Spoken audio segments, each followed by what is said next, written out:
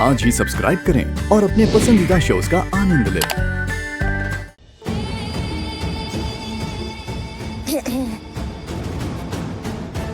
क्या हुआ भावेश? तुमने मुझे पहचाना नहीं? पायल मैडम, हाँ मुझे तो लगा मटक की करीना कपूर जा रही है। अरे आप डॉक्टर के ड्रेस में? अब डॉक्टर के ड्रेस में हो तो कोई तो कांड करने वाली हो ना। तो बताओ ने क्या करने आई हो?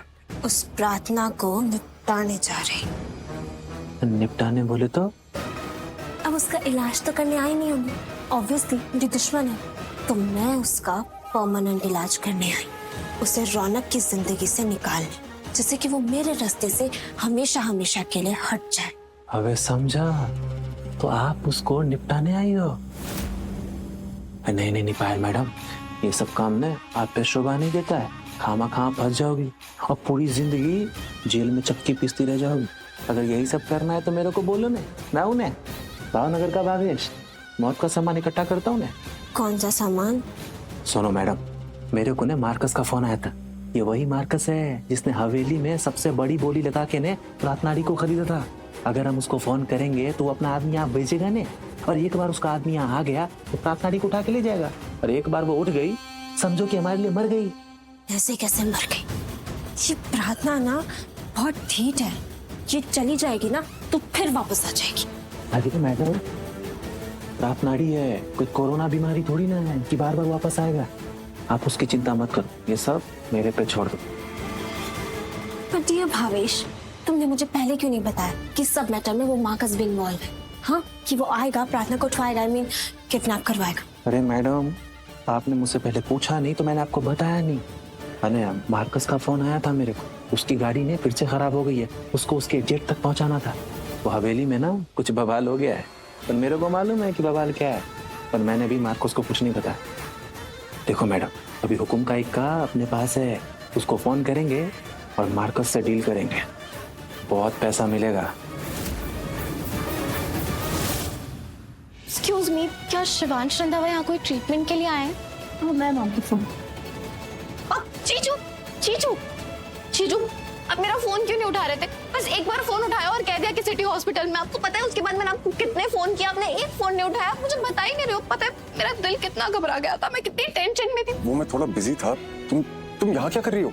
अगर आपने मेरा फोन उठा लिया होता तो मुझे यहाँ आना ही नहीं पड़ता। मुझे बताइए क्या हो रहा है? देखिए जीजू, मुझसे झूठ मत बोलिए, मुझे पता है कुछ तो हुआ है, मेरा दिल इतना घबरा रहा है। मुझे बताइए क्या हुआ है? तुम्हें सही लग रहा है कुछ हुआ है, एंड आई एम सॉरी मैंने तुम्हारा कॉल काट दिया, लेकिन जब तुम फोन कर रही थी तो मैं डॉक्टर से बात कर रहा था। डॉक्टर से क्या बात कर रहे थे? जीजू बताइए ना, मेरी दी कहाँ है? मेरी दी से क्यों बात नहीं हो रही है? तो पता है मैं अपनी दी से बहुत प्यार करती हूँ। मैं और दी इतने क्लोज है कि अगर मुझे कुछ होता है तो दी को पता चल जाता है, और दी को कुछ होता है तो मुझे पता चल जाता है। हम दोनों एक दूसरे के इतने करीब है कि हम दोनों को एक दूसरे के दर्द का एहसास हो जाता है, और वही एहसास आज मुझे हो रहा है। वो मेरी दी है, मुझे बताइए ना वो कहाँ है, कैसी है?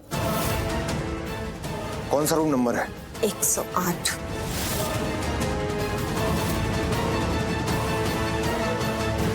वो यही है, इसी हॉस्पिटल में। गायत्री, जो तुम्हारा एहसास था, जो तुम्हारी फिक्र थी, वो सही थी।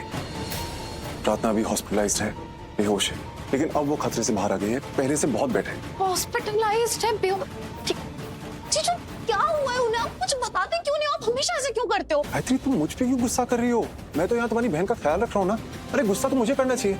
तुम्हारी बहन को मेरे सुकून से पता नहीं क्या दुश्मनी, हमेशा मेरे लिए नई प्रॉब्लम्स क्रिएट करती रहती है। मेरी दी दूसरों की प्रॉब्लम्स खुद के सर पे लेती है, वो कभी किसी के लिए प्रॉब्लम बन ही नहीं सकती। तो अगर आप ये कह रहे हो ना कि मेरी दी आपके लिए प्रॉब्लम बनी है, तो वो बिल्कुल गलत है। मैं आपकी बात बिल्कुल नहीं मानती। सुनो, आप कह रहे हैं ना मेरी दी का ख्याल रख रहे हैं, तो मैं आपको बता दूं, मेरी दी का बिल्कुल भी ख्याल नहीं रख रहे, क्योंकि अगर आप ख्याल रख रहे होते ना तो आप मेरी दी के पास बैठे होते, अभी ऐसे घूम नहीं रहे होते। ओ हेलो, मैं कोई घूम नहीं रहा हूँ। ये देखो, तुम्हारी बहन की दवाइयाँ लेने आया हूँ। एंड बाय द वे, तुम्हारी दी रूम 108 में है।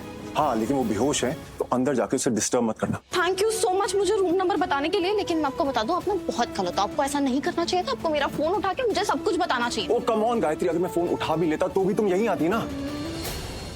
यार, ये लड़की कितना बात करती है, और ये मुझसे कैसे बात कर रही है? इससे मुझसे कोई प्रॉब्लम है क्या? ऑफ कोर्स इसे तुझसे प्रॉब्लम है शिवांश। तूने इसकी बहन से बिना बताए शादी कर ली, गधा।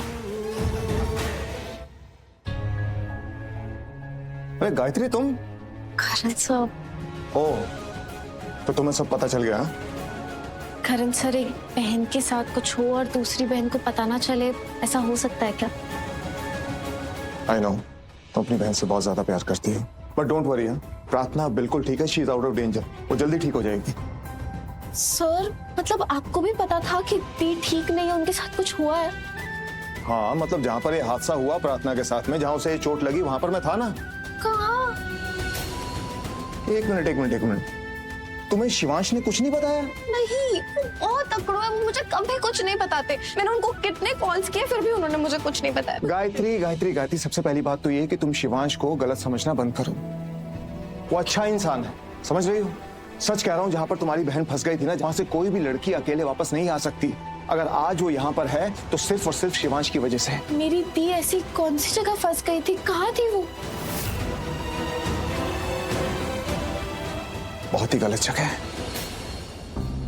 अब प्रार्थना वहां पर कैसे पहुंची ये मैं नहीं जानता, लेकिन जिस जगह पे वो पहुंच गई थी ना, वहां पर लड़कियों का सौदा होता है। लड़कियों को खरीदा जाता है, बेचा जाता है, उनकी बोली लगती है, उनकी नीलामी होती है। विदेश से लोग आते हैं लड़कियों को खरीदने और बेचने के लिए। सोच सकती हो, इतने सारे लोग थे वहां पे, उनके पास हथियार थे, गन्स थी। सच कह रहा हूँ गायत्री, ऐसी जगह से किसी भी लड़की का वापस आना इज इम्पॉसिबल। आप वहाँ कैसे थे? एक्चुअली मैं शिवांश को बार बार फोन कर रहा था, उसे कांटेक्ट करना बहुत जरूरी था, और बाई चांस मैं उस हवेली के सामने से जा रहा था जहां पर शिवांश की गाड़ी खड़ी थी। मैं शिवांश की गाड़ी के अंदर देखा, बाहर देखा, शिवांश वहां पर नहीं था। मुझे लगा कि ऑब्वियसली वो हवेली के अंदर ही गया होगा। मैं जब हवेली के अंदर पहुंचा तो वहां जाकर मैंने देखा कि शिवांश प्रार्थना को बचाने के लिए गुंडों से लड़ रहा है। सच कह रहा हूं, शिवांश माने ना माने, लेकिन आज जो मैंने देखा है, वहां पर शिवांश प्रार्थना की नहीं, एक पति अपनी पत्नी की जिंदगी बचा रहा था। अगर शिवांश के मन में प्रार्थना के लिए जगह नहीं होती, वो उससे प्यार नहीं करता, उसकी फिक्र नहीं करता ना, वो इतने सारे गुंडों से अकेले नहीं लड़ता। रिसेप्शन वाले दिन मैं बहुत नाराज था शिवांश से। मैंने उससे कहा भी था कि तुमने प्रार्थना को धोखा दिया है, उसकी जिंदगी बर्बाद कर दी है। लेकिन आज मैं उसको देखकर कह सकता हूं कि प्रार्थना को शिवांश से अच्छा लड़का जिंदगी में नहीं मिल सकता। शिवांश ने प्रार्थना से शादी करके बहुत अच्छा काम किया है। शिवांश प्रार्थना की बहुत केयर करता है, और मैं यकीन के साथ कह सकता हूं कि वो प्रार्थना के लिए इमोशंस फील करने लगा है। वो इमोशंस जो एक प्रेम कहानी की शुरुआत करते हैं। करण सर, आप ठीक है ना? शिवांश, क्या कहा डॉक्टर ने? प्रार्थना कब तक ठीक होगी? बेटर है, हाँ, उसे होश में आने में टाइम लगेगा। Everything is fine.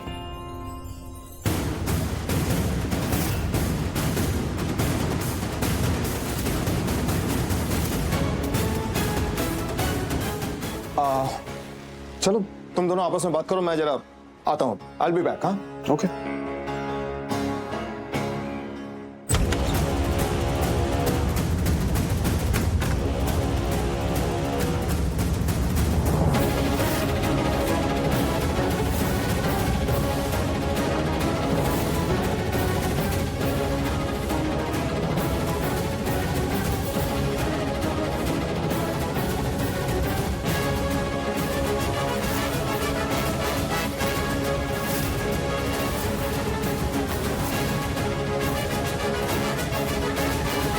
शिवांश,